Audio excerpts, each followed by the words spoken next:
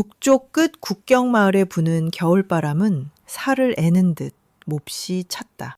꽁꽁 얼어붙은 두만강 근처의 차가운 땅 위로 억울한 백성들의 피가 흘렀던 그해 겨울을 하늘은 똑똑히 기억하고 있다. 아무리 세상이 불공평해 보여도 남의 눈에 피눈물을 나게 한 악당은 언젠가 꼭 벌을 받는 법이다. 10년, 100년이 지나서라도 그 죄값이 자식들에게 무섭게 돌아간다는 세상의 당연한 이치가 바로 이 춥고 매서운 눈밭에서 조용히 시작되고 있었다. 17살, 아직 앳된 티가 줄줄 흐르는 어린 군인 진우는 낯설고 추운 북쪽 변방으로 발령을 받았다. 부대에서 가장 나이가 어린 막내였기에 선배들의 험한 겨울 사냥 심부름을 차마 거절할 수 없었다. 짐승의 발자국을 쫓아 눈 덮인 깊은 산속으로 들어갔을 때 갑자기 하늘이 새카매지더니 무서운 눈보라가 치기 시작했다. 거센 눈보라 속에서 일행을 놓치고 혼자 덜덜 떨며 남겨진 진우의 등 뒤로 배고픈 늙은 호랑이 한 마리가 나타났다. 살기 위해 눈밭을 허우적대며 미친 듯이 도망치던 진우는 호랑이의 날카로운 발톱에 어깨를 다친 채 깎아지른 낭떠러지 아래로 아득하게 굴러떨어지고 말았다. 온몸의 뼈가 으스러지는 고통 속에서 어린 진우는 그대로 정신을 잃었다. 죽음의 문턱을 헤매던 진우가 희미하게 눈을 떴을 때 그의 흐린 시야 끝에 아른거린 것은 자신을 찢어 죽이려던 맹수의 그림자가 아니었다. 따뜻한 화롯불의 붉은 온기 속에서 자신을 애처롭게 내려다보는 한 여인의 슬프고도 맑은 두 눈동자였다. 천상의 선녀인지 이승의 환상인지 분간하지 못한 채 진우는 다시 깊은 기절의 늪으로 빠져들었다. 그렇게 생사를 오가는 몇 날 며칠의 밤이 지났다. 온몸을 짓누르던 불덩이 같은 열병이 가라앉고 비로소 맑은 정신으로 눈을 뜬 진우는 자신이 낯선 천막 안에 누워있다는 사실을 깨달았다. 밤낮으로 얼어붙은 그의 몸을 따뜻한 물로 닦아내고 갈라진 입술에 약초 끓인 물을 축여주며 지극정성으로 간호한 이는 바로 16살의 여진족 추장의 딸 아이린이었다. 자신을 짐승의 아가리에서 살려낸 것이 철천지 원수인 여진족이라는 사실에 진우는 본능적으로 몸을 웅크리며 경계했다. 하지만 아이린의 아비인 늙은 추장은 눈보라 속에서 죽어가는 어린 목숨을 외면하는 것은 하늘을 모시는 자의 도리가 아니라며 너털웃음을 지었다. 그는 진우가 칼을 쥐는 조선의 장수라는 사실은 꿈에도 모른 채 그저 산에서 길을 잃은 가여운 조선의 소년이라 여겼다. 험난한 북방의 맹추위 속에서 다리가 부러진 소년을 밖으로 내모는 것은 곧 죽음을 의미했기에 진우는 어쩔 수 없이 그 적막하고도 기나긴 겨울을 적의 심장부에서 보내게 되었다. 그 길고 깊은 겨울은 두 소년 소녀의 다친 영혼을 영원히 하나로 묶어버리는 기적의 시간이었다. 정석한 두뇌를 가진 진우는 화롯가에 마주 앉아 아이린이 건네는 따뜻한 음식을 먹으며 하루가 다르게 여진족의 언어를 스펀지처럼 흡수했다. 처음에는 서툰 손짓과 발짓으로 시작된 어설픈 대화가 점차 깊은 눈빛의 교감으로 이어졌고 마침내 서로의 외로움과 상처를 보듬는 따뜻한 위로의 언어로 피어났다. 부러진 다리의 뼈가 굳건하게 붙고 호랑이에게 찢긴 상처에 단단한 새살이 돋아나는 동안 소년 진우의 앳된 허물은 벗겨지고 어느덧 아이린을 온몸으로 지켜낼 수 있는 강인한 남자로 성장해 있었다. 창밖으로는 살을 에이는 잔혹한 눈보라가 몰아쳤지만 두 사람이 마주보는 작은 천막 안은 세상 그 어느 곳보다 눈부신 봄날이었다. 마침내 무섭게 얼어붙었던 두만강이 녹아내리고 척박한 산등성이에 푸른 아지랑이가 피어오르는 진짜 봄이 찾아왔다. 그것은 곧 진우가 자신의 조국 조선의 진영으로 돌아가야 할 가혹한 이별의 시간이 도래했음을 의미했다. 무거운 짐을 꾸려 천막을 나서는 진우의 앞을 아이린이 가로막았다. 그녀의 커다란 눈망울에는 기나긴 겨울 동안 차마 흘리지 못했던 슬픈 눈물이 그렁그렁 맺혀 있었다. 이대로 강을 건너면 당신은 다시 우리 부족을 베어야 하는 무서운 조선의 병사가 되겠지요. 차라리 그 깊고 차가운 눈구덩이 속에서 당신을 영영 깨우지 말 것을 그랬습니다. 원망이 섞인 아이린의 떨리는 목소리에 진우의 가슴이 갈기갈기 찢어질 듯 아파왔다. 그는 거칠어진 큰 손으로 아이린의 두 뺨을 조심스레 감싸 쥐었다. 그동안 완벽하게 익힌 여진의 언어로 내뱉는 진우의 목소리는 북방의 바위처럼 묵직하고 단호했다. 내 벼랑 끝에 떨어진 목숨을 구한 것은 그대의 훌륭한 아버지요. 내 메마른 영혼을 숨쉬게 한 것은 바로 그대여. 내 어찌 하늘이 맺어준 은인의 가슴에 칼을 겨누겠소. 강을 건너면 나는 군복을 벗고 평범한 사내가 되어 반드시 이 자리로 다시 돌아올 것이요. 그때는 칼을 쥔 조선의 백성도 피 흘리는 여진의 핏줄도 아닌 오직 그대만을 지키는 단 하나의 사내로 곁에 서겠소. 하늘이 두 쪽이 나고 땅이 꺼져도 반드시 돌아오겠소. 그것은 척박한 북방의 얼어붙은 땅에서 피어난 단 하나의 구원이자 죽음의 경계를 뛰어넘은 영원한 사랑의 언약이었다. 하지만 인간의 끝없는 탐욕은 짐승의 아가리보다 끔찍하게 이들의 순결한 평화를 집어삼켰다. 진우가 부대를 찾아 힘겹게 복귀했을 때 조선의 진영은 공명심에 눈이 먼 탐욕스러운 지휘관 조만호의 핏빛 광기로 썩어 들어가고 있었다. 조만호는 한양의 거짓 전공을 부풀려 올려 대대손손 부귀영화를 누리기 위해 여진족 내부의 배신자 아골타이와 이미 끔찍하고 더러운 밀약을 맺은 상태였다. 평화를 굳게 약속하고 돌아선 진우의 간절한 믿음은 하룻밤 사이에 처참히 짓밟히고 말았다. 달빛조차 먹구름 뒤로 숨죽인 금은밤. 조만호의 무자비한 군대는 아골타이가 몰래 열어준 숲길을 따라 아이린의 평화로운 마을을 무참히 급습했다. 진우의 얼어붙은 생명을 거두어 주었던 자애로운 늙은 추장은 아골타이의 배신 어린 칼날에 비참하게 목이 떨어졌고 진우에게 따뜻한 밥을 내어주던 선량한 여진족 백성들은 무자비한 칼부림 속에 핏덩이가 되어 눈밭 위로 쓰러졌다. 전문도 모른 채 포박당하여 끌려가던 진우는 붉게 불길에 휩싸인 마을을 보며 짐승처럼 처절하게 울부짖었다. 그가 목숨을 걸고 지키고자 맹세했던 여인은 매캐한 연기 속으로 사라졌고 그의 손목에 굳게 매여 있던 붉은 댕기는 은인들의 억울한 피를 머금고 검게 타들어갔다. 무고한 은인들을 도륙한 피 묻은 칼로 조만호와 아골타이는 막대한 금은 보화와 썩어빠진 권력을 거머쥐었다. 그들은 억울한 시체 위에 화려한 전각을 높이 짓고 천년 만년 승자의 축배를 들 것이라 오만하게 착각했다. 하지만 그들이 탐욕스럽게 들이켠 것은 승리의 달콤한 술이 아니라 훗날 자신들의 핏저물을 처참한 파멸로 이끌 지독한 맹독이었다. 하늘의 그물은 결코 악인의 만행을 잊지 않으니 그날 밤 얼어붙은 땅에 스며든 억울한 피와 진우의 가슴에 맺힌 피눈물은 거대한 원한의 폭풍이 되어 가해자들의 자손을 향해 가장 잔혹하고 소름 돋는 카르마의 심판을 묵묵히 준비하고 있었다. 존경하는 독자님, 목숨을 건 절절한 사랑이 탐욕스러운 자들의 군화 발길질에 무참히 짓밟힌 그 끔찍한 밤이 지나고 이제 세상은 철저하게 악인들의 편에 선 것처럼 보입니다. 그러나 남의 피눈물로 쌓아 올린 모래성은 반드시 무너진다는 그 서슬퍼런 우주의 법칙을 깊이 새기며 두 번째 페이지 엇갈린 운명, 승자의 오만과 패자의 피눈물을 장대하게 펼쳐 보이겠습니다.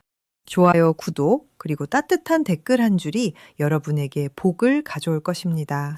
하늘의 그물은 크고 넓어 엉성해 보일지라도 결코 죄 지은 자를 놓치는 법이 없다. 그러나 어리석은 인간들은 당장 눈앞에 떨어지는 황금빛 비단과 달콤한 권력에 눈이 멀어 그 무서운 우주의 섭리를 비웃기 마련이다. 북방의 순백색 설원을 무고한 여진족 백성들의 검붉은 피로 물들인 그 끔찍한 사륙의 밤이 지나고 세상은 철저하게 승리한 악인들을 향해 굽어지는 듯 했다. 타인의 목숨을 짓밟고 일어선 가해자들은 태양 아래서 가장 찬란하게 빛났고 억울하게 모든 것을 빼앗긴 피해자들은 차가운 어둠 속으로 처참하게 내동댕이 쳐졌다. 수백 개의 무고한 머리통을 수레에 싣고 한양으로 위풍당당하게 금이 환양한 조만호는 승승장구했다. 수레에서 굴러떨어진 머리 중에는 전내나는 어린아이와 백발이 성성한 노인의 것들도 섞여 있었으나 그는 뻔뻔하게도 임금의 어전에서 엎드려 통곡하며 새빨간 거짓말을 늘어놓았다. 국경을 넘어 조선을 침략하려던 오랑캐의 무자비한 정예병들을 자신이 밤낮을 가리지 않고 피 흘려 싸워 몰살시켰노라고 부르짖었다. 임금의 귀와 눈을 교묘하게 가린 대가로 조만호는 병조의 핵심 요직을 꿰찼고 한양 한복판의 가장 좋은 명당 자리에 99칸짜리 대궐 같은 기와집을 지어 올렸다. 그의 넓은 안방에는 조선 팔도에서 긁어모은 금은 보화가 산처럼 쌓였고 밤낮으로 아름다운 기생들의 노랫소리와 진수성찬의 기름진 냄새가 담장을 넘어 백성들의 코끝을 찔렀다. 조만호는 아침마다 거울을 보며 자신의 위대한 결단이 가문을 반석 위에 올려놓았다고 자만했다. 그는 사람을 죽인 것이 아니라 짐승을 사냥했을 뿐이며 승리한 자가 모든 것을 쟁취하는 것은 당연한 세상의 이치라 여겼다. 하늘을 두려워하지 않는 승자의 오만함이 찌를 듯이 하늘로 치솟았다. 국경 너머 여진족의 땅에서도 비극적인 승전보가 울려 퍼졌다. 늙고 자애로운 추장을 암살하고 무고한 백성들을 조만호의 칼바지로 내어준 배신자 아골타이 역시 여진족의 새로운 대추장 자리에 올라 피비린내 나는 폭정을 휘둘렀다. 조만호가 미략의 대가로 넘겨준 조선의 날카로운 철제 무기와 화려한 비단으로 온몸을 치장한 그는 자신에게 조금이라도 반기를 드는 자들을 잔인하게 도륙하며 공포로 권력을 다졌다. 두 악인은 험준한 두만강을 사이에 두고 서로의 더러운 이익을 교환하며 굳건한 철의 카르텔을 형성했다. 그들은 억울한 자들의 피눈물로 끈적하게 쌓아올린 이 화려한 철옹성이 10년, 100년, 1000년이 지나도 결코 무너지지 않을 것이라 굳게 믿으며 파한대소했다. 하지만 그들이 승리의 축배를 드는 동안 혹독한 북방의 칼바람 속에서는 생지옥을 견뎌내는 억울한 패자들의 피눈물이 강을 이루고 있었다. 무고한 은인들을 도륙한 조만호에게 분노하여 항명과 하극상을 저질렀다는 이유로 진우의 삶은 처참하게 짓밟혔다. 이성을 잃고 조만호의 목에 칼을 겨누었던 어린 진우는 지독한 고문을 당해 온몸에 뼈가 으스러졌고 결국 변방을 떠도는 가장 밑바닥의 말단 수비병으로 영원히 강등되고 말았다. 그는 매일 밤 살을, 애인은 사풍을 맞으며 불타오르던 여진족 마을의 참상과 자신을 부르짖던 아이린의 처절한 비명을 환청처럼 들으며 피를 토하듯 울부짖었다. 자신이 조선의 땅으로 잠시 돌아가지만 않았어도 아이린이 참혹한 변을 당하지 않았을 것이라는 지독한 자책이 그의 목을 졸랐다. 17살 청년의 검은 머리가 서리가 내린 듯 하얗게 새어가는 30년의 기나긴 세월 동안 진우는 단 하루도 그 끔찍한 북방의 국경을 떠나지 못했다. 그의 거칠고 굵어진 손목에는 영혼의 부적처럼 끝이 검게 그을린 붉은 댕기가 낡고 해진 채 단단히 묶여 있었다. 그는 살아도 산 것이 아닌 껍데기뿐인 늙은 무관이 되어 오직 속죄하는 마음으로 차가운 바람결을 떠돌 뿐이었다. 진우의 가슴에 묻힌 여인, 아이린의 운명은 더욱 가혹하고 처절했다. 그 끔찍했던 밤, 짐승 같은 아골타이의 수하들에게 포박되어 끌려가던 아이린은 아비의 복수를 다짐하며 스스로 불길이 치솟는 깎아지른 절벽 아래로 몸을 던졌다. 하늘이 도우셨는지 겹겹이 쌓인 눈더미 위로 떨어져 가까스로 목숨은 건졌으나 끔찍한 화마가 그녀의 고운 얼굴을 덮치고 말았다. 지독한 화상과 독한 연기로 인해 그녀는 세상의 아름다운 빛을 영원히 잃고 두 눈가 멀어버리고 말았다. 세상의 모든 빛이 사라진 칠흑 같은 어둠 속에서 짐승의 울음소리에 떨며 그녀를 살게 한 것은 오직 하나뿐이었다. 반드시 살아서 돌아오겠다고 자신의 뺨을 감싸주던 그 따뜻한 조선 사내의 목소리. 언젠가 붉은 댕기를 맨 그 사내가 자신을 찾아와 이 끔찍한 어둠의 늪에서 구원해 줄 것이라는 찢어질 듯 시리고도 간절한 믿음이 그녀의 심장을 뛰게 하는 유일한 동력이었다.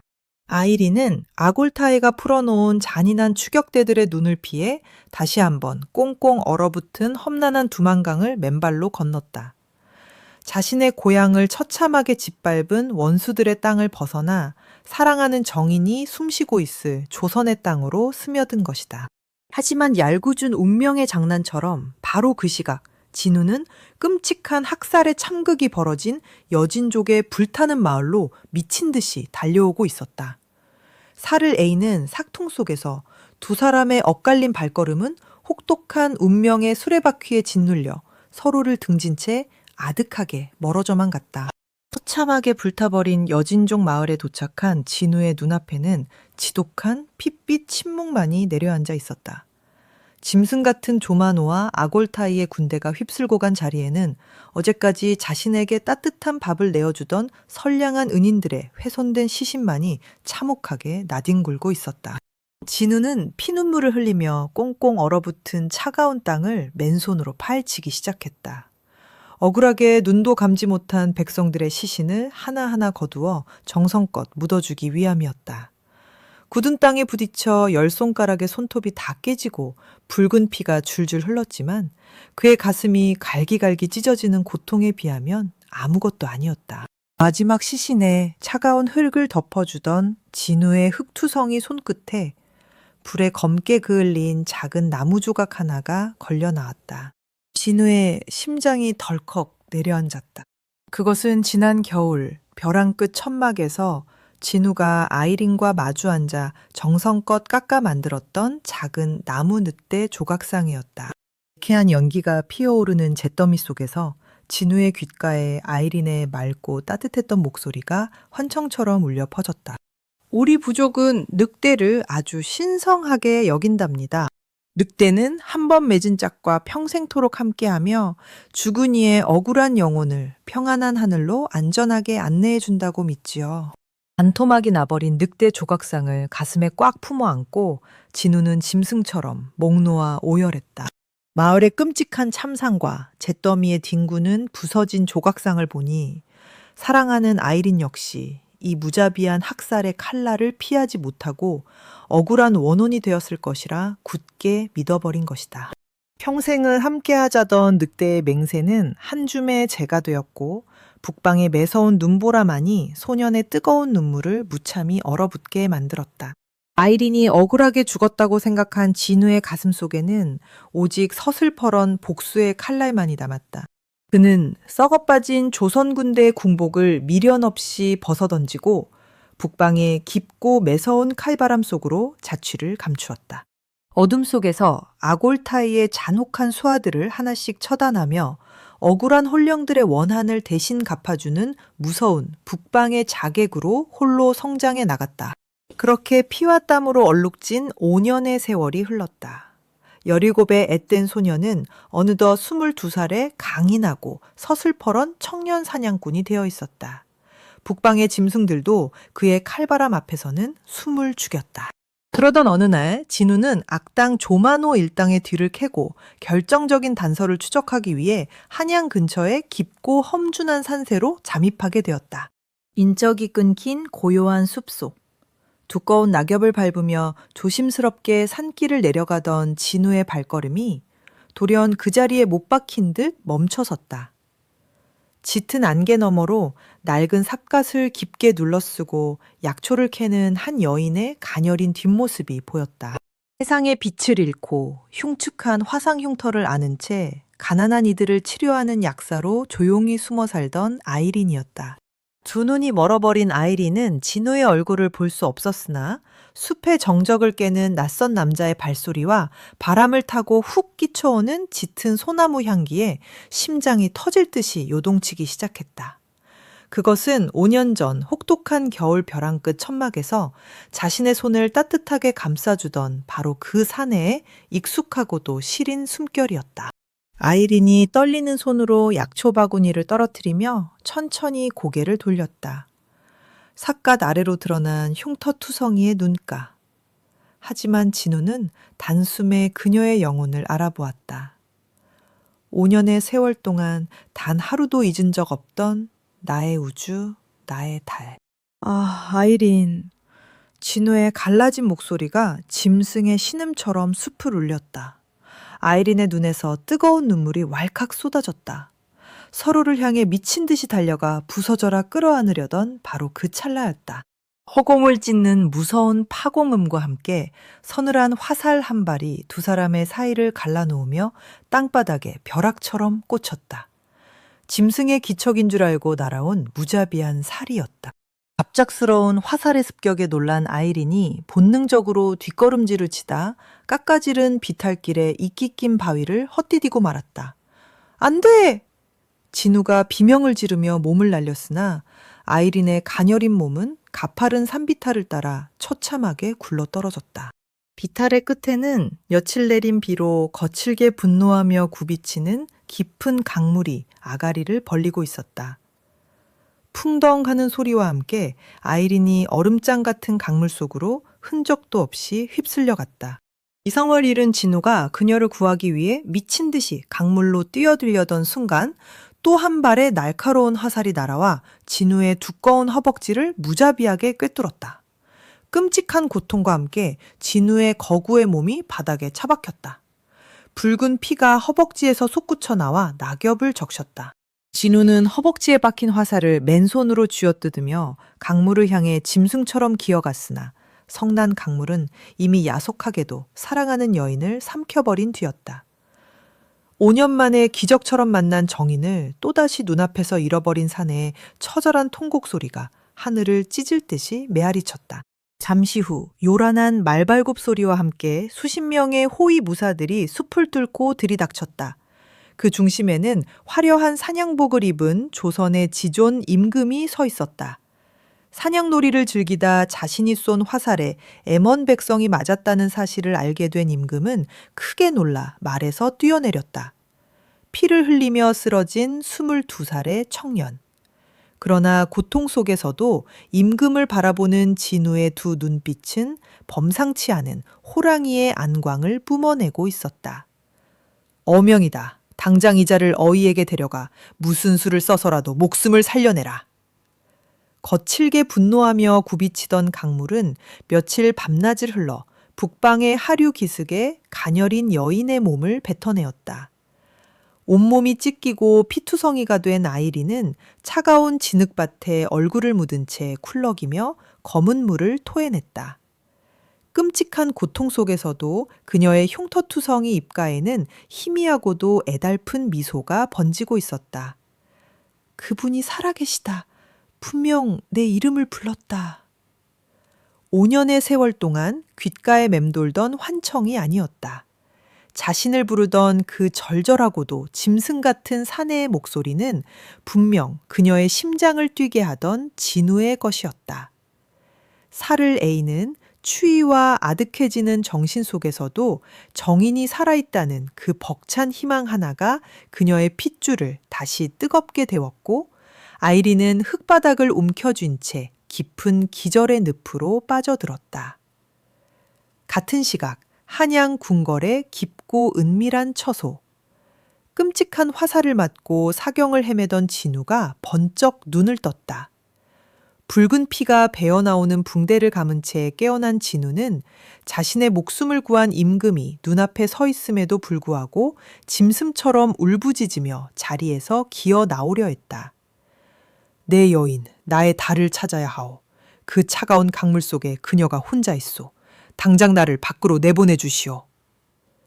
상처가 터져 피가 쏟아지는 것도 아랑곳하지 않고 문 밖으로 기어나가려는 진우를 임금의 호위 무사들이 눈물을 머금고 억지로 짓눌렀다. 짐승처럼 절규하는 진우를 향해 임금이 무겁고도 슬픈 목소리로 입을 열었다. 내 수하들이 강하류를 수백 리나 샅샅이 뒤졌으나 여인의 시신은 어디에도 없었다. 시신이 없다는 것은 어딘가에 살아 숨쉬고 있다는 뜻이 아니겠느냐. 네가 정녕 그 여인을 지키고 싶다면 먼저 네 몸부터 구해야 할 것이다. 임금의 준엄한 꾸짖음에 진우는 바닥에 이마를 짓짖으며 피눈물을 쏟아냈다. 그는 떨리는 손으로 가슴 깊숙한 곳에 품고 있던 피 묻은 서신, 통역가가 남긴 조만호와 아골타이의 영모와 학살의 증거를 임금의 어전 앞에 바쳤다.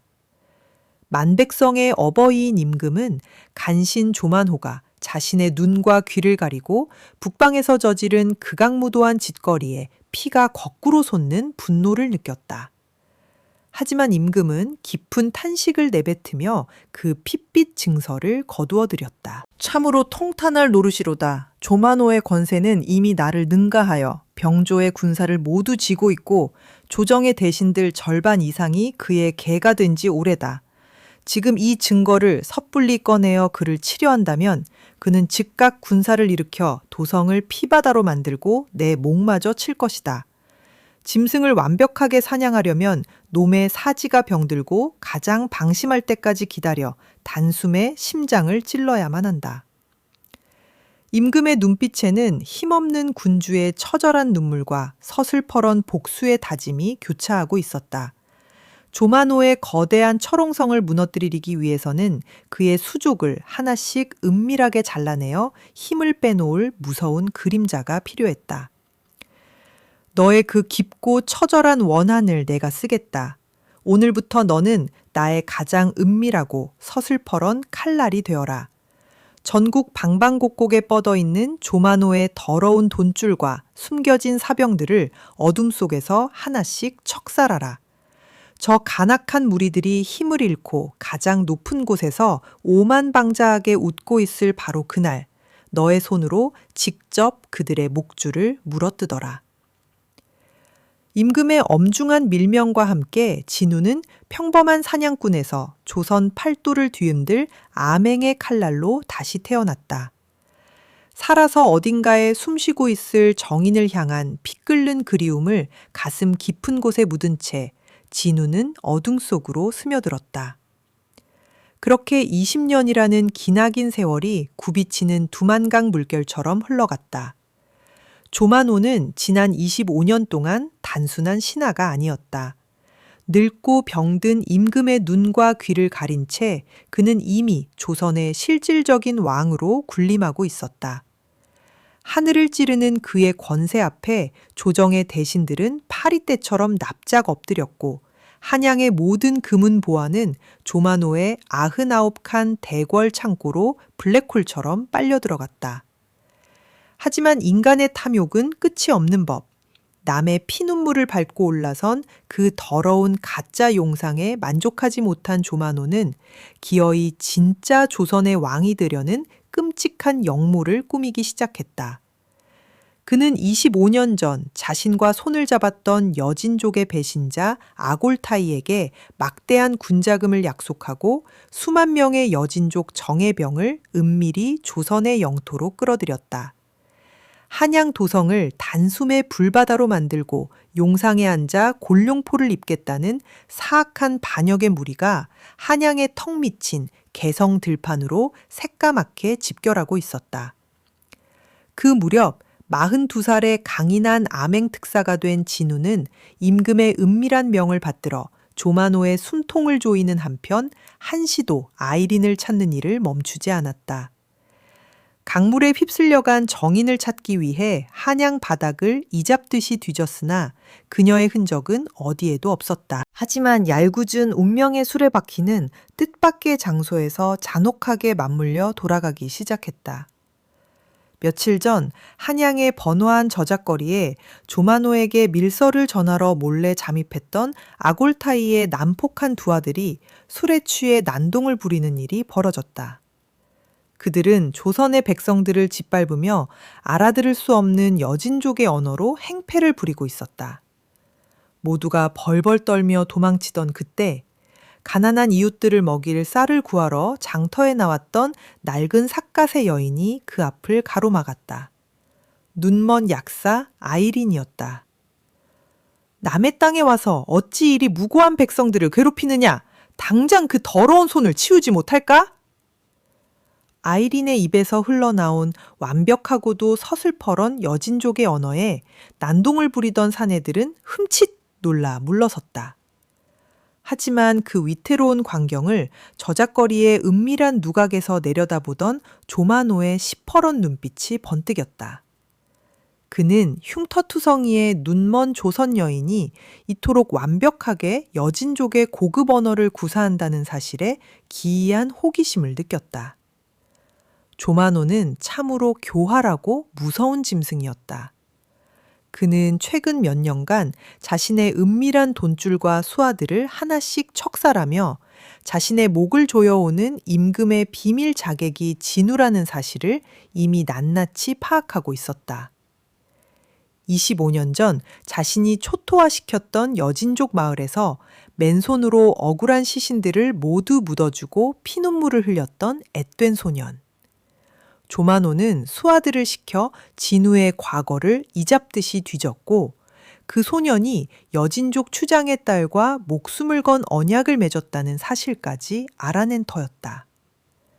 저작거리에서 여진의 언어로 호통을 치던 눈먼 여인의 흉측한 얼굴과 그 여인이 품고 있던 낡은 붉은 댕기를 확인한 조마노는 비릿한 악마의 미소를 지었다. 그녀가 바로 강물에 빠져 죽은 줄로만 알았던 진우의 유일한 약점, 아이린임을 완벽하게 확신한 것이다. 조마노의 수하들은 순식간에 아이린을 납치하여 짐승처럼 포박했다. 임금의 칼날인 진우를 단숨에 꺾어버릴 가장 무섭고도 잔인한 방패를 거머쥔 것이다. 며칠 뒤 마침내 영모의 칼을 빼든 조마노와 아골타이의 반란군이 개성 너른 들판에 시커먼 먹구름처럼 진을 쳤다. 수만 명의 군사가 내뿜는 살기가 삭풍을 타고 한양 도성을 향해 매섭게 불어닥치고 있었다.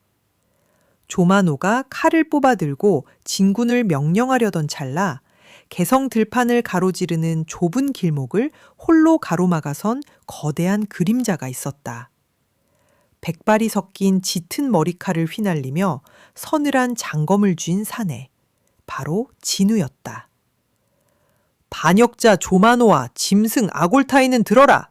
나 조선 국왕의 지엄한 어명을 받든 특사 진우가 명한다! 영모의 칼을 버리고 당장 무릎을 꿇어 국법의 심판을 받으라! 진우의 사자후가 개성 들판을 쩌렁쩌렁하게 울리자 그가 미리 배치해둔 수천 명의 조선 정예 금군들이 산등성이를 따라 붉은 깃발을 펄럭이며 일제히 모습을 드러냈다. 25년 전 무고한 피를 흘리게 했던 그 지독한 업보를 청산하기 위한 우주의 웅장한 포위망이 완성되는 순간이었다. 진우의 품에는 25년 전 죽어간 통역가가 남긴 핏빛 미략의 증서가 빳빳하게 숨쉬고 있었다. 그러나 조마노는 무릎을 꿇기는커녕 하늘을 우러러보며 광기 어린 폭소를 터뜨렸다. 하늘 높은 줄 모르는 그의 오만함은 썩은 권력의 끝을 보여주고 있었다. 비루한 사냥꾼 놈이 제법 개무리를 끌고 왔구나. 네 놈이 25년 전 피눈물을 흘리며 흙바닥을 파헤쳤던 그 멍청한 소년이라는 것을 내가 모를 줄 알았더냐? 네가 그토록 애타게 울부짖으며 찾아 헤매던 것이 과연 적갓종이 쪼가리였을까? 조마노가 비열하게 손짓을 하자 겹겹이 둘러싸인 반란군의 진영이 쩍 갈라지며 무거운 짐수레 하나가 앞으로 끌려 나왔다. 수레 위에는 굵은 밧줄에 꽁꽁 묶인 채 무릎을 꿇고 있는 가녀린 여인이 있었다. 잔혹한 화마에 일그러진 얼굴, 세상을 볼 수 없는 굳게 감긴 두 눈, 그리고 그녀의 목에 바짝 들이대어진 시퍼런 망나니의 칼날. 조마노가 내세운 최후의 방패, 아이린이었다. 진우의 심장이 무참하게 멎어버렸다. 들고 있던 칼끝이 요동치는 사시나무처럼 미친 듯이 떨렸다.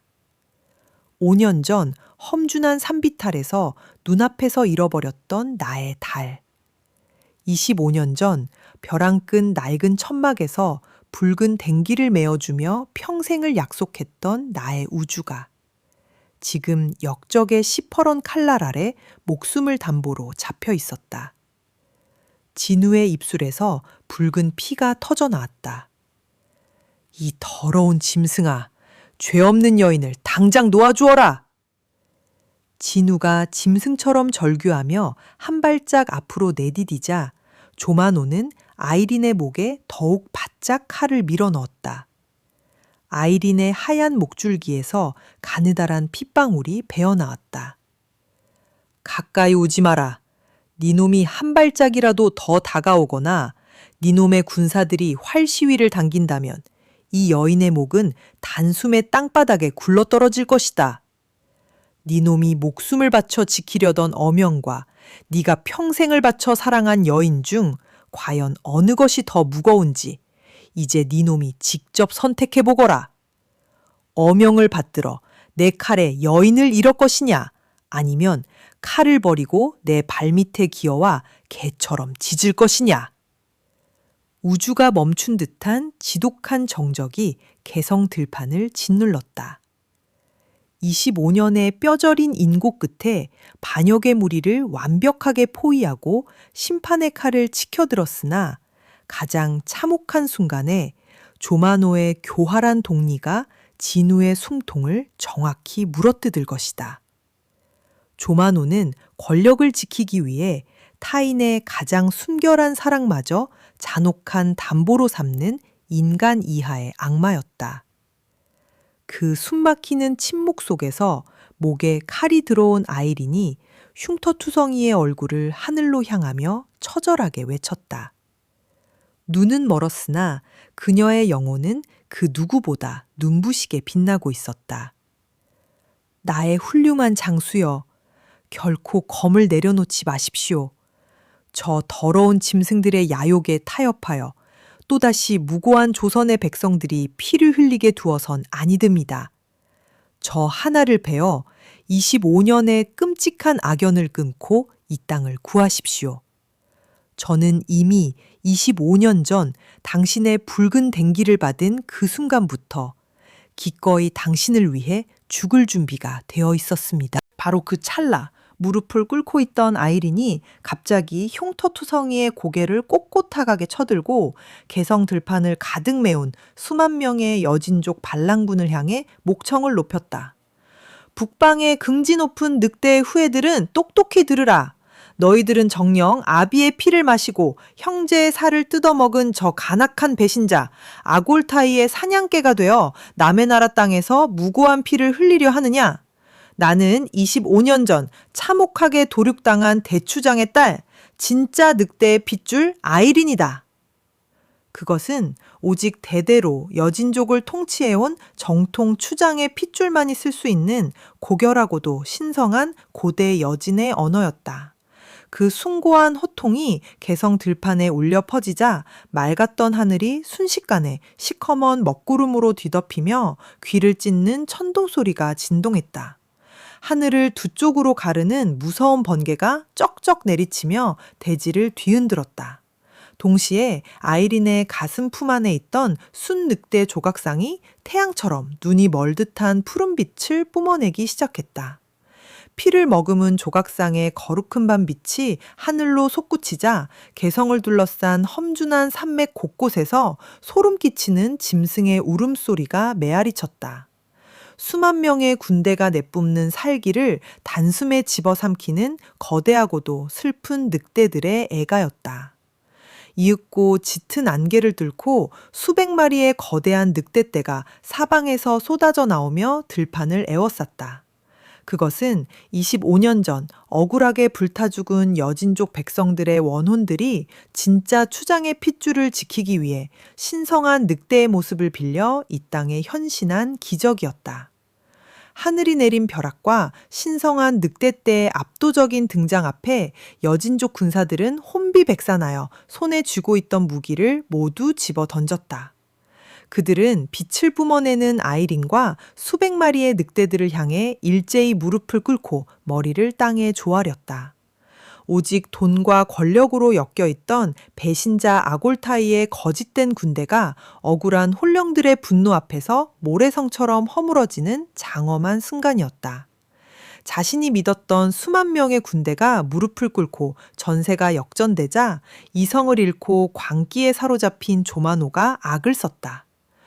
이 요물 같은 계집, 내가 오늘 반드시 내년에 목을 쳐서 지옥으로 보내주마!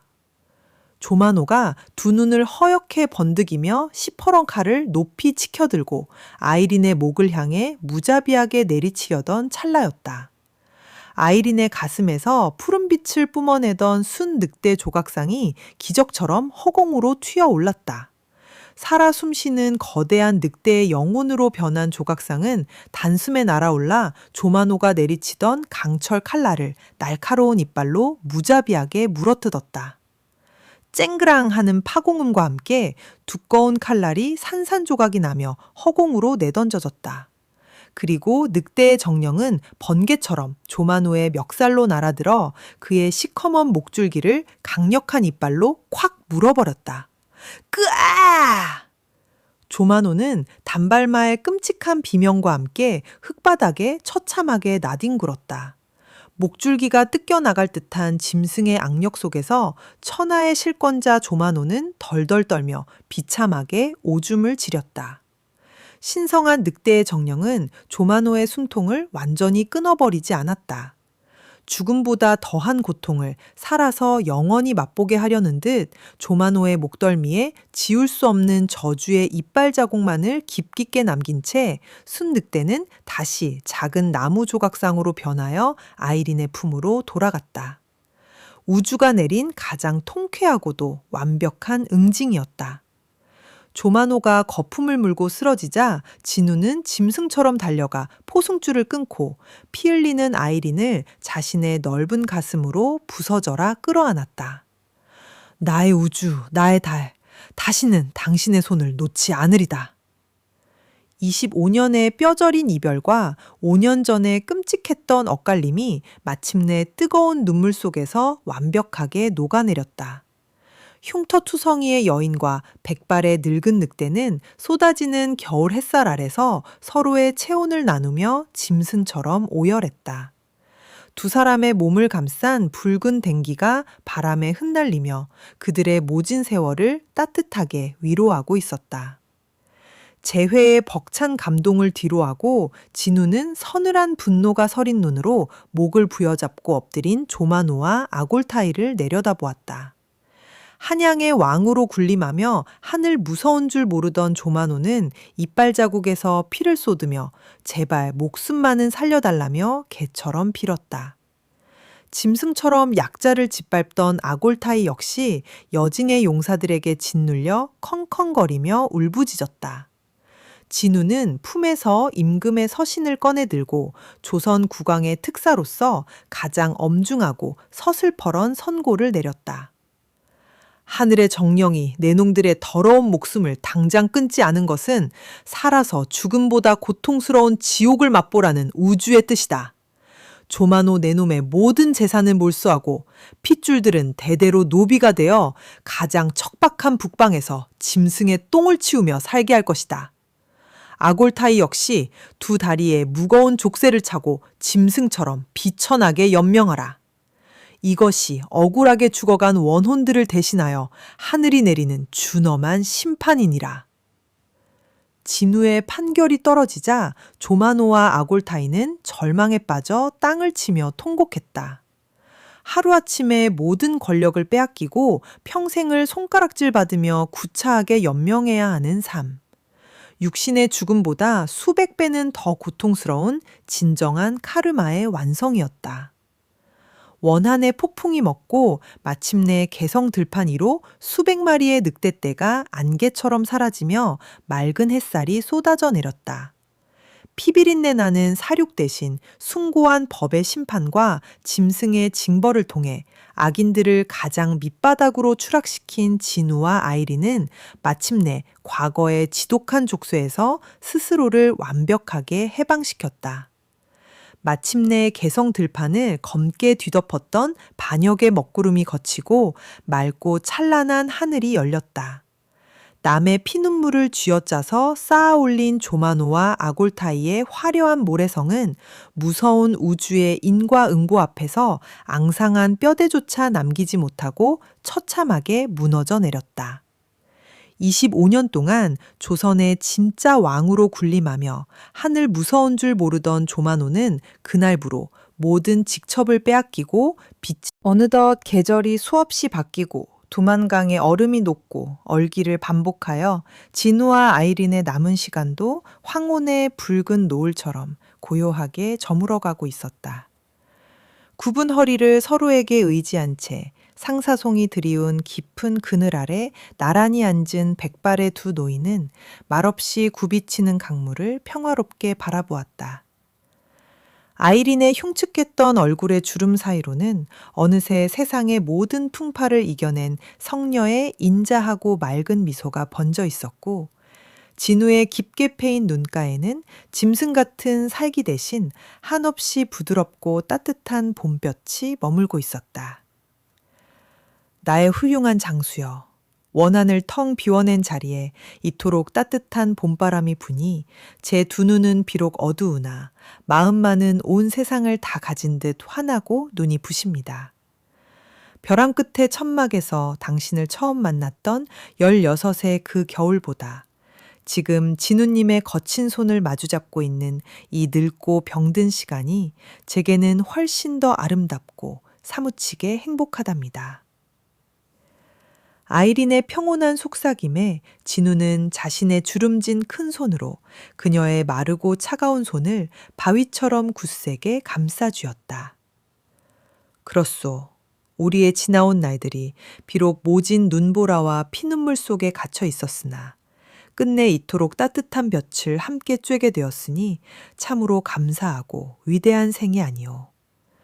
남의 것을 탐하지 않고 거짓에 굴복하지 않으며 오직 서로를 향한 붉은 댕기와 늑대의 약속 하나만을 가슴에 품고 살아왔기에 하늘이 우리에게 이토록 눈부신 황혼을 허락하신 것이오. 내 다음 생에 태어나도 반드시 당신을 다시 찾아내어 이 상사송 아래에서 영원한 사랑을 노래할 것이오. 40년 가까운 뼈저린 기다림과 피비린내 나는 역사의 소용돌이를 모두 관통해낸 두 늙은 연인의 숭고한 고백이 두만강의 푸른 물결을 타고 잔잔하게 퍼져나갔다. 그들은 남의 피눈물로 쌓아 올린 천만 금의 재물보다 내 영혼을 맑게 지켜내고 곁에 있는 단 한 사람과의 약속을 끝끝내 지켜내는 것이야말로 인간이 누릴 수 있는 가장 위대한 승리임을 온몸으로 증명해 보였다. 마침내 모든 업보의 굴레를 벗어던진 진우와 아이린은 서로의 체온을 나누며 가장 편안하고 따뜻한 미소를 지은 채 한날 한시에 조용히 눈을 감았다.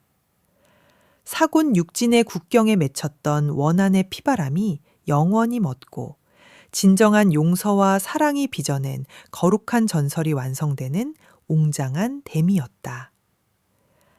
그로부터 수백 년의 세월이 흐른 2026년의 어느 날, 현대의 역사학자들이 세종대왕의 오래된 옛 기록을 연구하던 중 변방의 늙은 수령과 귀화한 여진족 여인의 금기된 사랑을 노래한 낡은 구전가요 채록본을 기적처럼 발견하게 된다.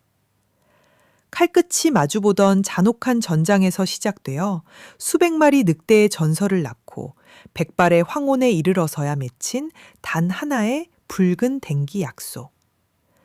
그 아름답고도 소름 끼치는 카르마의 연대기는 오늘날 팍팍한 세상을 살아가는 수많은 시니어 독자들의 굳은 가슴에 벼락 같은 감동과 묵직한 회한을 던져준다. 존경하는 독자님, 우리가 한평생을 땀 흘려 아등바등 살아오며 자식들에게 물려주려 했던 것은 과연 무엇이었습니까? 수단과 방법을 가리지 않고 모은 얄팍한 재물은 결국 후대의 영혼을 병들게 하는 독약이 될 뿐입니다. 오직 정직하게 흘린 땀방울과 타인의 아픔을 어루만지는 따뜻한 연민, 그리고 가슴속에 품은 올곧은 양심만이 우리 자손들을 지켜주는 가장 위대한 유산이자 숭고한 카르마의 방패가 될 것입니다. 진우와 아이린이 모진 세월을 견뎌내고 심어놓은 저 푸른 상사송처럼 독자님의 남은 인생 여정에도 맑고 향기로운 평화의 바람만이 가득하시기를 진심으로 기원합니다.